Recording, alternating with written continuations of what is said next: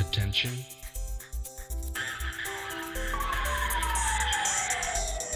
Attention. Experience. We wouldn't call it shock tactics, but many people do. Amazing. Yes.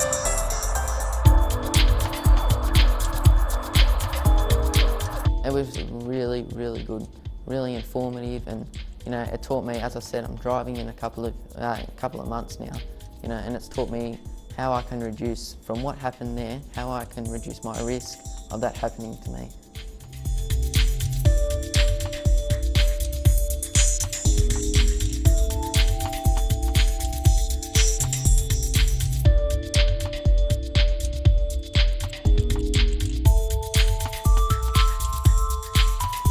What we call it is a reality check, and it just shows them what can happen if they take risks, if they get in a crash.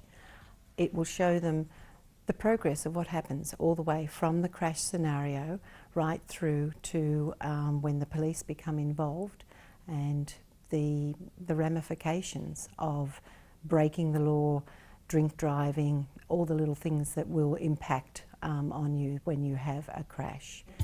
They showed like a car crash, and they went through like what happened when the police came and when the ambulance came, and they showed the people like getting pulled out of the car and everything. And it was pretty confronting, yeah.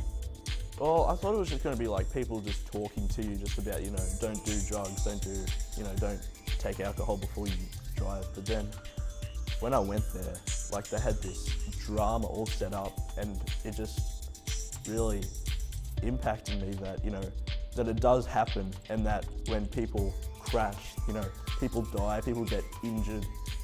Such a waste of a young life when some things can be easily preventable, such as no alcohol, limiting the number of kids in the car after a certain time at night. Don't use your mobile phone when you're driving, that sort of thing. It's preventable deaths. It's a devastating thing to see someone, young and healthy die because of a trauma. People do die in accidents, and it's usually someone else's fault or, their own through silliness. So if it at least puts the seed in their mind that, hey, I could kill someone by being a goose.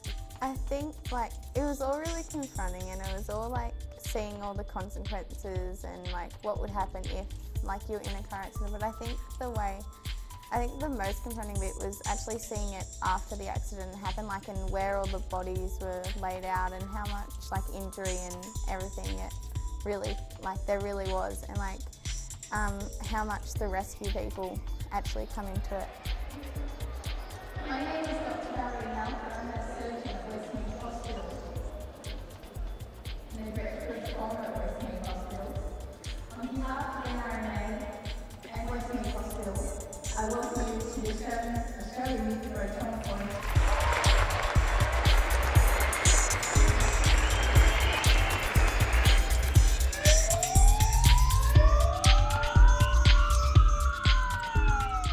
All the displays that they had, they were very graphic, especially the opening scene where they had a car that had been rammed into a pole. There were dead people around it. It was quite, it was very visual, and that's what, made it very real and authentic for us to see basically what a car crash looks like firsthand. It's not a ride, it's it's reality. It's always distressing. You do learn to handle it, because if you don't, you can't do your job in helping put these people back together again. But it is distressing, and every once in a while there'll be a patient that'll come in. It might be the child or the younger person has the same name as your child. They might be the same age. There'll be just some little connection, and it is just disastrous for you. The impact is huge. Doesn't matter if you're, the nurse, the doctor, the ward clerk. There's just certain ones that really tip you over the edge every once in a while. But you do have to harden yourself to a degree, because you do have to be able to help these people. And if you fall apart every time, that won't help them or you. It can all happen in a split second. You don't know when it's going to happen. Our partner is NRMA Motoring and Services, and we at the moment do 50-50. We hope they will continue to be our partners, but there is a little bit of a question at the moment, and there are ongoing negotiations there. And we also look for funding from other areas, because we have to find 150,000 every year, and that's not an easy job. I'm Nicola Dykes. I'm the donor coordinator for Sydney West Area Health Service. We've been involved in the Youth Road Trauma Forum now for 3 years, and it's the most fantastic education for teenagers that I've ever seen. Probably wondering why organ and tissue donation is involved. Well, the Youth Road Trauma Forum is for prevention. It's for safe driving and to make sure that kids are responsible drivers. But sadly, people do die, and in that instance, they've got the other opportunity to give other people the gift of life. I just love doing this because I've been doing it for several years, and I just feel like, because I never knew about brain injury itself when I was in high school, so I just want to give some of the kids a bit of knowledge about what it's all about, and just try and help them so for them to be a lot more safer in the future. If I can get the message through to one child, then I go home happy. Just here to teach kids to watch out on the road. Hopefully it'll make them learn, you know, it might make them think about before they do stupid things.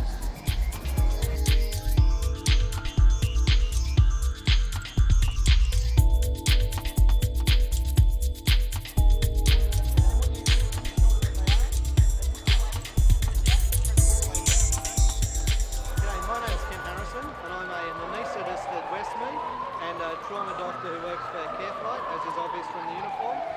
I think the importance of the day is to provide some education to young teenagers who are just starting to get their licences, so that they can learn the easy way what can happen if they have car crashes.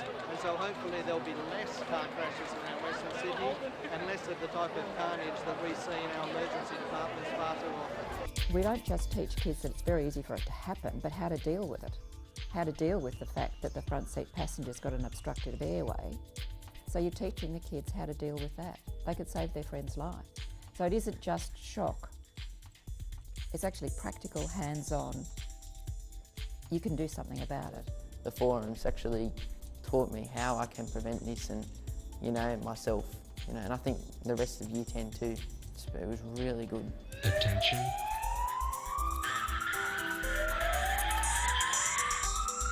Attention. Experience.